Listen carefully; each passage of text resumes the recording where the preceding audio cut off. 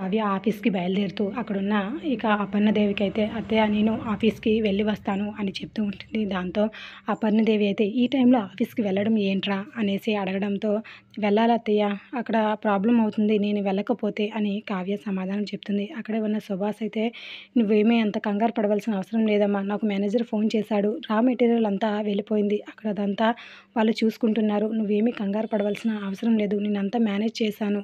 నువ్వు టెన్షన్ పడకు" అని చెప్తూ ఉంటాడు. సుభాష్ అయితే దాంతో కావ్య అయితే అలాగే చూస్తూ ఉంటే "నేను చెప్పాను కదరా! నువ్వు ఇప్పుడు అర్జెంట్‌గా వెళ్ళవలసిన అవసరం లేదులే. నువ్వు కాస్త కంగారు పడి నిదానంగా ఇంట్లో ఉండు చాలు. ఇక్కడ మేనేజర్ అంతా చూసుకుంటారు. నేను అంతా అరేంజ్ చేశాను" అనేసి సుభాష్ చెప్తూ ఉంటే మౌనంగా ఉండిపోతుంది కావ్య. ఇంకేమీ మాట్లాడదు. ఇదంతా వింటూ ఉన్న రుద్రాణి అయితే వెంటనే తన గదిలోనికి వెళ్ళి యామినికి ఫోన్ చేసి జరిగిందంతా చెప్తూ ఉంటుంది. "నేను రాజు రాగానే తనకు పెళ్ళైన ఫోటో అయితే చూపిస్తూ ఉంటాను. తన మెడలో తాళి పడ్డట్టు మాత్రమే చూపిస్తూ ఉంటాను" అనేసి రుద్రాణి చెప్తూ ఉంటే "ఏం చేస్తుంది ఈవిడ" అనేసి ఒక్కసారిగా కళ్ళు మూసుకుంటూ ఉంటుంది యామిని అయితే.